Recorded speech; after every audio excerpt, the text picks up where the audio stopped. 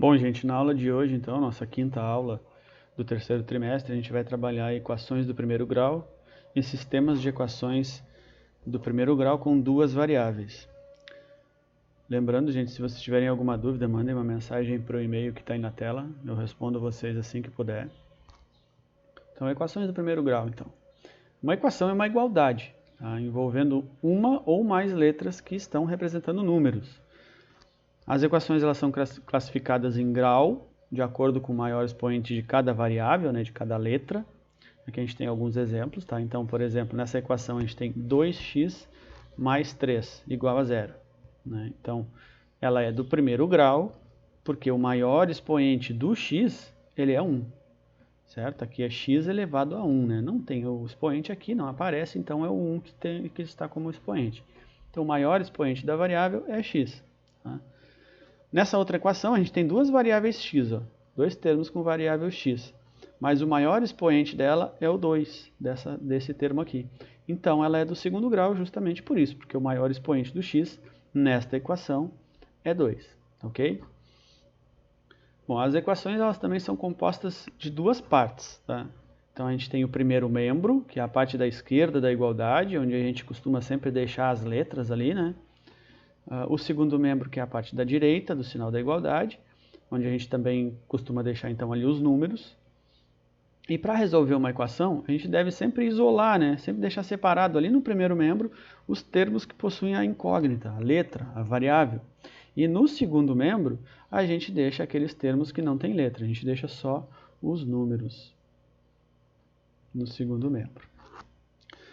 Bom, ao mudar um termo de um lado para o outro, então, da igualdade, a gente tem que lembrar que também tem que inverter a operação desse termo.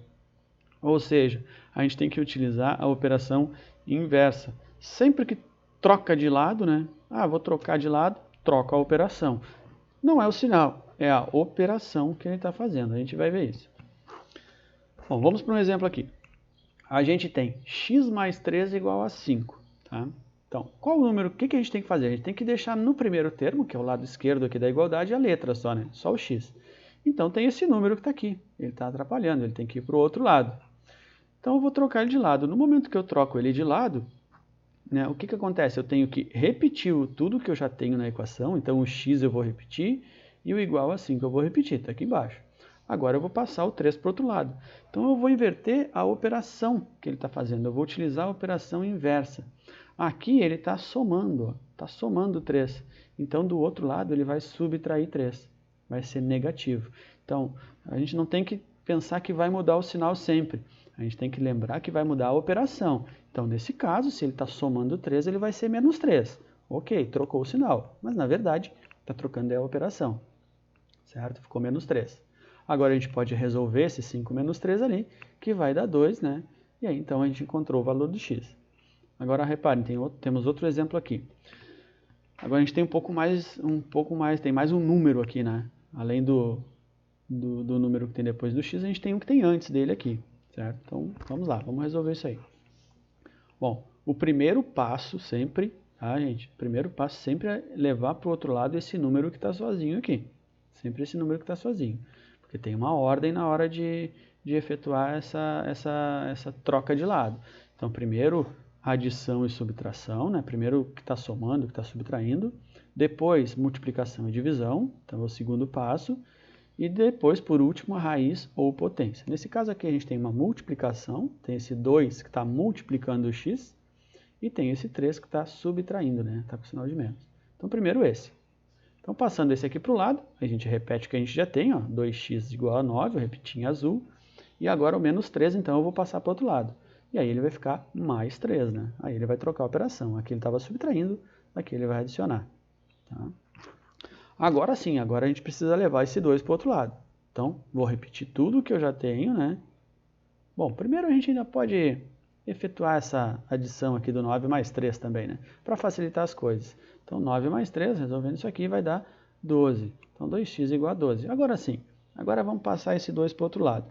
Se eu vou passar o 2 para o outro lado, eu tenho que repetir o que eu já tenho ali, que é o x igual a 12. Então, x igual a 12, já estou repetindo. Olha como eu já deixei um tracinho aqui, porque isso aqui vai virar uma fração. né? Esse 2 que está aqui multiplicando, lembra que eu falei no início? Ele tem que passar para o outro lado com a operação inversa, fazendo o contrário do que ele está fazendo aqui. Aqui ele está multiplicando, do outro lado então ele vai dividir. E divisão é uma fração, né? Uma fração é uma divisão. É o de cima dividido pelo de baixo. Então se esse 2 aqui estava multiplicando, do outro lado ele vai dividir, então ele vai para baixo, aqui na fração. Vai ficar dessa forma. E agora, só resolver essa divisão. 12 dividido por 2, que dá 6. Aí está resolvido. Então, aquilo que eu falei antes, ó, não é trocar o sinal só. Aqui, se eu fosse pegar esse 2 e passar para o outro lado, e só trocar o sinal, ele ia ir como menos 2. E não é isso, né? A gente troca aí a operação. Ele continuou positivo, mas ao invés de multiplicar, ele foi dividindo, tá? Presta atenção nisso aí, tá, pessoal? Bom, agora vamos ver então sistemas de equações do primeiro grau com duas variáveis. Então, resolver um sistema é encontrar os valores das duas letras, das duas incógnitas, duas variáveis, tá? Isso aqui vocês vão ver muito seguido, incógnita, variável, é a letra, tá? Isso aí é a letra que tem na nossa equação, bem? Bom, então vamos lá então. Vamos imaginar esse exemplo aqui, ó. Tem um problema aqui que diz que a soma de dois números é 15 e a diferença entre eles é 3. Quais são esses dois números?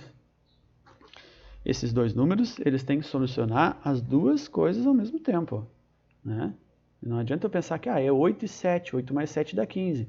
Mas se eu pegar 8 menos 7 não dá 3, certo? Então temos que se ligar nisso, eles têm que satisfazer as duas coisas ao mesmo tempo. Então vamos lá, vamos escrever cada uma dessas duas partes em uma equação matemática para a gente depois poder resolver isso aqui através de um sistema. Vamos lá, primeira parte, a soma de dois números é 15. Quais são esses dois números? A gente não sabe, né? Então, bom, eu vou chamar um de A e outro de B, ou eu vou chamar um de X e outro de Y. Vou chamar de X e de Y, tanto faz, A, B, X, Y, qualquer letra. A gente vai chamar de X e Y porque é o que a gente está acostumado. Então vamos lá, a soma de dois números é 15, então X mais Y é a soma de dois números, né? O número X mais o número Y, que a gente não sabe quais são, vai dar 15, é igual a 15. Aqui está escrito numa forma de uma equação matemática. Um número mais o outro, né? A soma de dois números é igual a 15. A próxima parte diz que a diferença entre eles é 3. Então, quando a gente soma esses dois números, dá 15.